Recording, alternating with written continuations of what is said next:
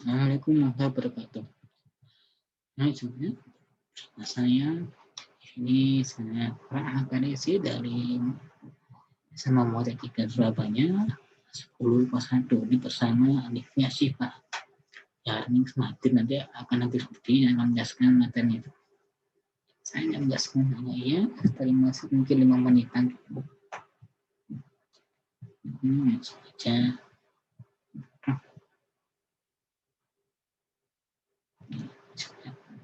Saja. Tentang Anelida. Oke, nah ini adalah singkatnya ini. Nah, bagi sedikit, tapi saya menjelaskan itu fakta yang penting itu nomor 2 itu istilah Anelida sendiri itu berasal dari bahasa Yunani anus yang berarti cincin dan oidos yang berarti bentuk.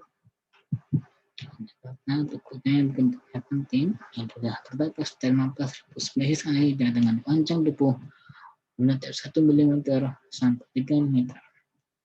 Ya, dan saya bisa berdiskusi dengan post videonya. Jadi langsung aja.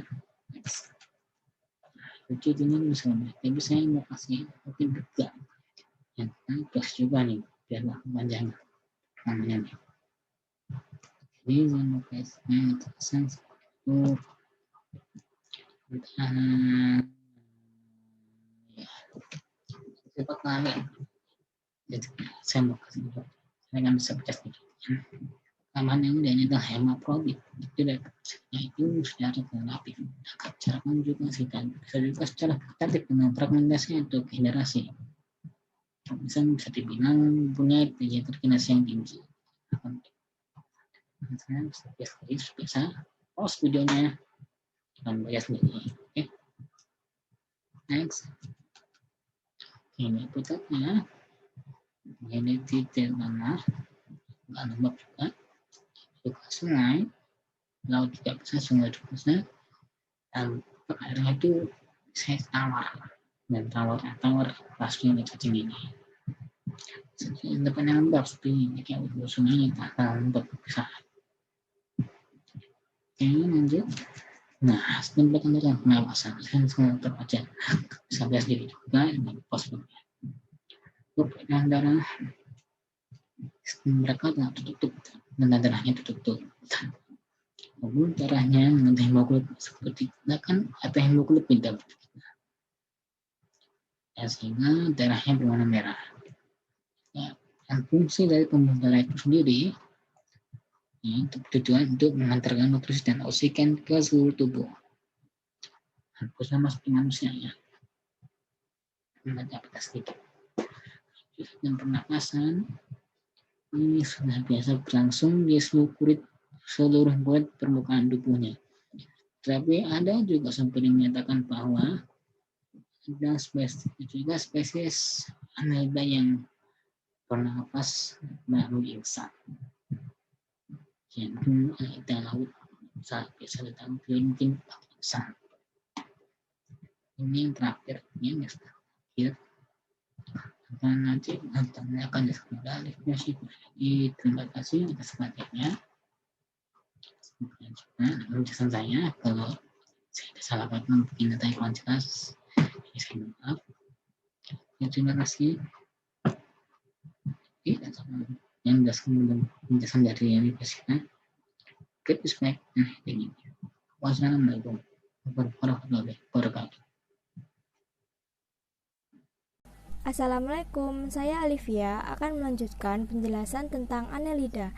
Nah, tadi Farel sudah menjelaskan tentang fakta, ciri-ciri, habitat, sistem peredaran darah, dan sistem pernafasan dari Anelida. Sekarang saya akan melanjutkan menjelaskan tentang sistem pencernaan, sistem ekskresi, sistem reproduksi, dan klasifikasi filum, serta peranan Anelida di kehidupan sehari-hari.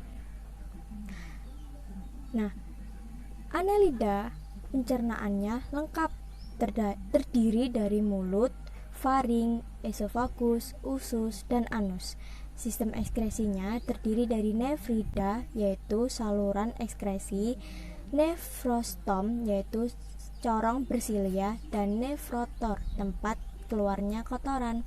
Annelida bereproduksi dengan dua cara, yaitu dengan aseksual dengan cara fragmentasi dan seksual dengan cara perkawinan silang atau saling bertukar sperma untuk membuahi sel telur masing-masing. Klasifikasi filum di Annelida yang pertama ada Polychaeta. Polychaeta berasal dari bahasa Yunani yaitu poly yang berarti banyak dan chaeta yang berarti rambut. Jadi Polychaeta adalah kelas dengan rambut paling banyak di filum Annelida. Bagian tubuhnya terdiri dari kepala, mata, dan sensor palpus. Polychaeta hidup di air dengan segmen struktur mirip daging yang bentuknya mirip dayung. Fungsinya sebagai alat gerak. Nah, ini disebut dengan parapodia. Contoh dari Polychaeta yaitu Eunice viridis atau cacing palolo, berperan sebagai bahan makanan berprotein tinggi. Lalu ada Lycidis oele yaitu cacing wawo, juga berperan sebagai bahan makanan berprotein tinggi. Ada Neris domerlili, Neris viren, Neantes virens yaitu cacing laut. Lalu yang terakhir ada Arenicola sp. Ciri-ciri dari Polychaeta yaitu berambut banyak, hidup di laut, dan dibedakan antara jantan dan betina, memiliki parapodia atau alat gerak dengan panjang 5-10 cm, berdiameter 2-10 cm, tinggal dalam tabung dan hidup bebas. Filum yang kedua ada Oligochaeta. Oligochaeta berasal dari bahasa Yunani yaitu oligo berarti sedikit dan chaeta berarti rambut. Jadi Oligochaeta adalah kelas dengan rambut paling sedikit di filum Annelida. Oligochaeta tidak mempunyai rambut, itu pasti, dan tidak mempunyai parapodia, berkepala kecil, tidak memiliki alat peraba, dan tidak memiliki bintik mata. Pada lapisan kulit Oligochaeta terdapat bagian saraf untuk menerima rangsangan. Oligochaeta hidup di dalam tanah, tempat lembab, atau di air.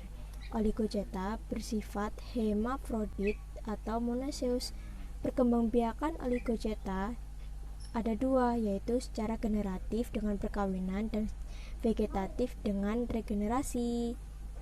Contoh dari Oligochaeta yaitu Monoligaster houtenil atau cacing tanah Sumatera, Tubifex sp, cacing air tawar sebagai indikator pencemaran air, Lumbericus terrestis, Peretemia sp atau cacing tanah untuk membantu erasi tanah dan menyuburkan tanah, dan ada Perichaeta musica. Ciri-ciri dari Oligochaeta tidak mempunyai parapodia serta seta pada tubuhnya yang bersegmen, memiliki sedikit rambut, kepalanya kecil, tanpa alat peraba dan tentakel mata. Oligochaeta hidup di air tawar atau darat dan bersifat hermafrodit. Klasifikasi yang terakhir ada Hirudenia. Hirudenia tidak mempunyai rambut, tidak memiliki parapodium, bertubuh pipih dengan ujung depan dan belakang sedikit runcing. Di segmen awal dan akhir terdapat alat penghisap, berfungsi sebagai alat gerak dan menempel. Ukuran Hirudenia beragam, mulai dari 1 sampai 30 cm. Hirudenia menempel dan menghisap darah inangnya, lalu melukai permukaan tubuh inangnya untuk bertahan hidup. Kebanyakan tidak kerasa saat Hirudenia menempel pada tubuh inangnya, karena ia menghasilkan zat anestesi yang bisa menghilangkan rasa sakit. Jenis ini disebut dengan sebutan lintah. Contoh dari Hirudenia ada Hemadipso-zelanis atau pacet, hidup di darat atau di tempat lembab atau menempel pada daun. Yang kedua ada Hirodo-javanica, yaitu lintah Pulau Jawa. Yang ketiga ada Dinoptelia ferox, lintah di India. Yang keempat ada Hirodo medicinalis, yaitu lintah hidup di air tawar. Ciri-ciri Hirodenia yaitu tidak mempunyai parapodia dan rambut di seluruh tubuhnya, dan tubuhnya berukuran 1 cm sampai 30 cm dengan tubuh pipih dan ujung depan dan belakang meruncing. Hidup di air tawar, darat maupun air laut. Memiliki zat antikoagulasi. Selanjutnya ada peranan menguntungkan dari Annelida. Annelida memiliki sumber protein yang tinggi, jadi bisa digunakan sebagai makanan manusia dan makanan ternak. Selain dijadikan makanan, Annelida bisa dijadikan sebagai bahan baku obat karena bisa menurunkan demam, menurunkan tekanan darah, menyembuhkan bronkitis, rematik sendi, sakit gigi, dan penyakit tipes. Annelida juga bisa digunakan sebagai bahan baku kosmetik, sebagai pelembab kulit dan pembuatan lipstik. Lalu dari filum Annelida terdapat lintah, dipakai untuk membersihkan nanah pada luka yang sudah terinfeksi, dan hirudin bermanfaat sebagai menyimpan darah untuk keperluan transfusi darah. Selain peranan menguntungkan, Annelida ternyata punya peranan merugikan loh, yaitu Annelida dapat menyebabkan anemia serta menimbulkan penyakit cacing pita, cacing darah, cacing hati, cacing perut, cacing kremi, cacing tambang, dan lain sebagainya. Nah, sekian dari presentasi kami, yaitu Farel dan saya, Alivia Siva. Mohon maaf bila ada kesalahan dan semoga ilmunya bermanfaat. Terima kasih. Wassalamualaikum warahmatullahi wabarakatuh.